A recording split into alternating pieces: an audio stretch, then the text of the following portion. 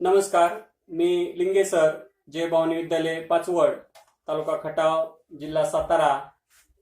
या व्हिडिओमध्ये सर्वांचे स्वागत. गणित भाग 1 त्यामधील अर्थनियोजन प्रकरण. या प्रकरणामध्ये काही कंटेंट आपण अगोदरच्या व्हिडिओमध्ये पाहिलेले आहेत.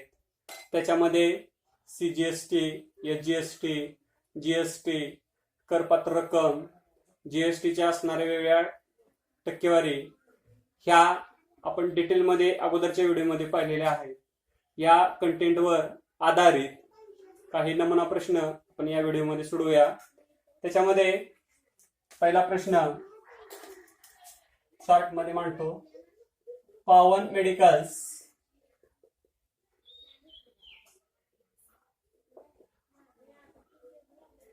पावन मेडिकल्सने औषधावर 12% GST आकारला. तर CGST आणि SGSTचा दर काढा. तर CGST आणि SGSTचा दर काढा. पावन मेडिकल्स काय करते? औषधावर 12% GST आकारते. तर CGSTचा दर काढा आणि SGSTचा दर काढा. जीएसटीचा दर किती आहे? 12% आहे. आपण संकल्पना शिकलोय. जीएसटीच्या निम्मे CGST आणि निम्मे SGST. इथं जेवढी टक्केवारी असेल त्याच्या निम्मी टक्केवारी CGST आणि SGSTची असते, किंवा CGSTच्या डबल टक्केवारी GSTची असते आणि SGSTच्या डबल टक्केवारी GSTची असते. म्हणजेच CGSTचा दर रेट ऑफ CGST काय असणार आहे? या टक्केच्या निम्मे असणार आहे, म्हणजे 6%. आणि GSTचा दर हा या टक्केवारी कसा असणार आहे? निम्मा असणार आहे. थोडक्यात जेवढा CGSTचा दर असतो तेवढ्याच SGSTचा दर असतो, आणि या टक्केवारीच्या दुप्पट दर GSTचा असतो, किंवा GSTच्या दराच्या निम्मा दर CGST आणि SGSTचा असतो. या पद्धतीने अजून काही प्रश्न आपण सोडवूया.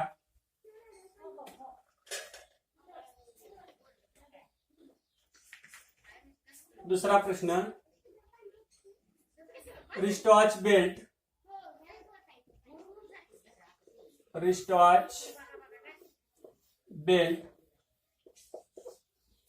या बेल्टची करपात्र रक्कम 586 रुपये आहे. जीएसटीचा दर 18% आहे. तर तो बेल्ट किती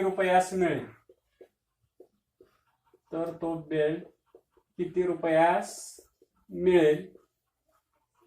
असा प्रश्न आहे.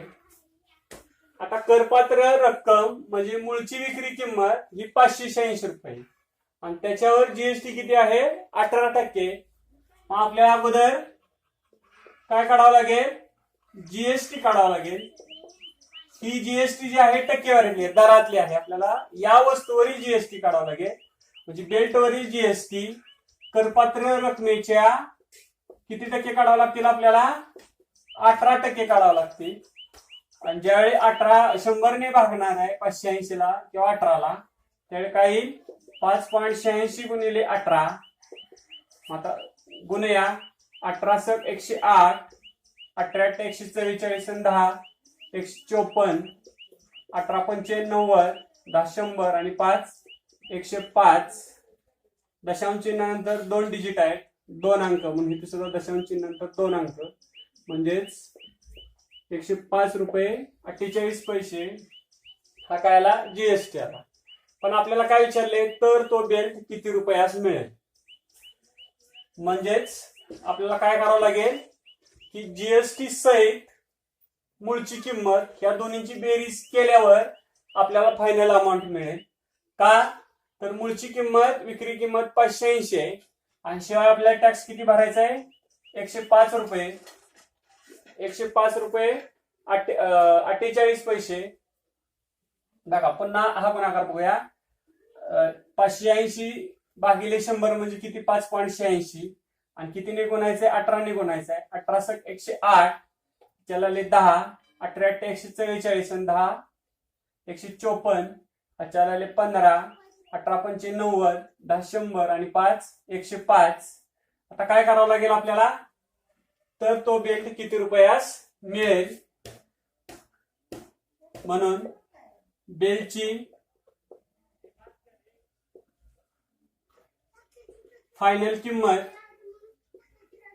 किंवा असं म्हणूया, फायनल म्हणण्यापेक्षा जीएसटी सह बेल्टची जीएसटी सह रक्कम बरोबर काय असणार आहे? मूळ किंमत 586 आणि त्यात किती मिळावं लागतील? 105 रुपये 48 पैसे. बघूया, 586 आणि 105.48 म्हणजे किती झाले? 6 5 11, 8 1 9, 691.48. म्हणजे बेलची जीएसटी सह रक्कम किती आहे? 691 रुपये 48 पैसे. मूळचे 580 आणि जीएसटीचे 105 रुपये आणि 48 पैसे. ह्या दोन्हीची बेरीज केल्यावर फायनल अमाऊंट मिळाली.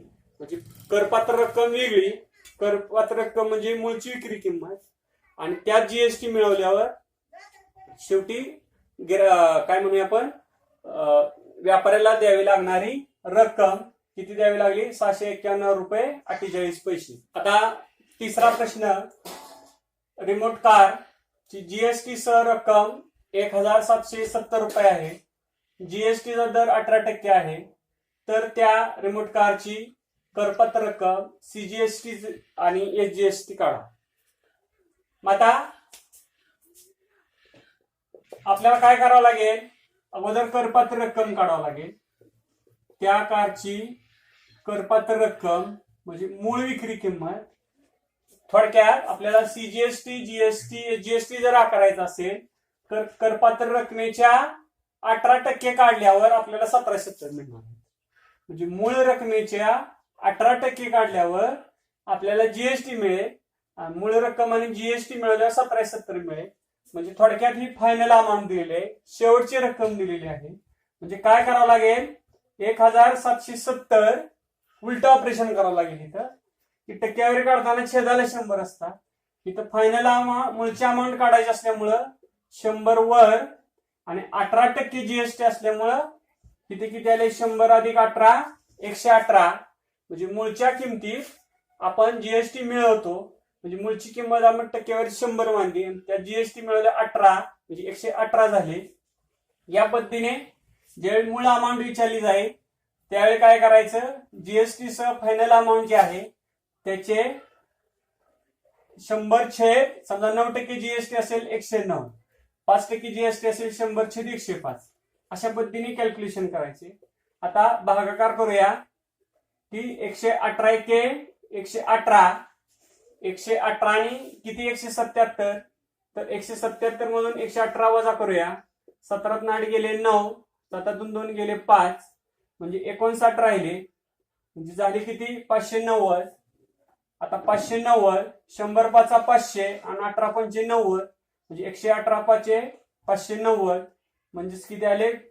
5चा भाग लागला म्हणजे 15 आले. गुणिले 100, 15 गुणिले 100 1500. म्हणजे करपात्र रक्कम किती आली? 1500 रुपये आली. आता आपल्याला सीजीएसटी आणि एसजीएसटी काढायचे. सीजीएसटी काढूया. सीजीएसटी, एसजीएसटी असू जीएसटी असू द्या, तो कॅल्क्युलेट कसा करायचा? तर करपात्र रकमेची टक्केवारी घ्यायची. म्हणजे तुमचं सीजीएसटी एसजीएसटी म्हणजे 1500 चे जीएसटीचा दर 18% आहे. त्यामुळं सीजीएसटीचा दर 9% येईल आणि एसजीएसटीचा दर 9% येईल. ते अगोदरच्या व्हिडिओमध्ये शिकले की जीएसटी दराच्या निम्मे टक्केवारी सीजीएसटी आणि एसजीएसटीची असते. म्हणजे इथं काय घ्यावं लागेल? 9%. 2 शून्याला 2 शून्य गेले. 15 गुणिले 9 135 रुपये. अशाच पद्धतीने जीएसटी सुद्धा कॅल्क्युलेट करायला लावलेला आहे. करपात्र रकमेचे किती टक्के? 9%. म्हणजेच किती येणार आहे? 135 रुपये येणार आहे. या पद्धतीने आपण काय केलं या प्रश्नामध्ये करपात्र रक्कम, सीजीएसटी आणि एसजीएसटी ची काय केलेलं आहे? कॅल्क्युलेशन केलेलं आहे. हा प्रश्न फसवाय. इथं जीएसटी करासह फायनल अमाऊंट दिले. आपण फसतो काय की 1770 ची 18% काढतो करपात्र रक्कम काढण्यासाठी, पण तसं कॅल्क्युलेशन होत नाही. या पद्धतीने कॅल्क्युलेशन करावं लागतं. या पद्धतीने आपण काय केलेलं आहे या व्हिडिओमध्ये, जीएसटी कसा काढायचा, एसजीएसटी कॅल्क्युलेशन कसं करायचं, सीजीएसटी कॅल्क्युलेशन कसं करायचं, करपात्र रकमेच्या आधारे किंवा उलट जीएसटी करासह जर रक्कम दिली वस्तूची तर त्याच्यावरून करपात्र रक्कम कशी काढायची, सीजीएसटी कॅल्क्युलेशन कसं करायचं, एसजीएसटी कॅल्क्युलेशन कसं करायचं, हे या व्हिडिओमध्ये आपण शिकलेलो आहोत. सुरुवातीचा जो या प्रकरणामधील अभ्यास आहे तो तुम्ही सराव संच जो आहे तो सोडवा. हा व्हिडिओ ऐकल्यास व्यवस्थित तुम्हाला सर्व उदाहरणं सुटतील. यापुढील सर्व व्हिडिओ पाहण्यासाठी प्रज्ञा मॅथ्स चॅनल सबस्क्राईब करा. धन्यवाद.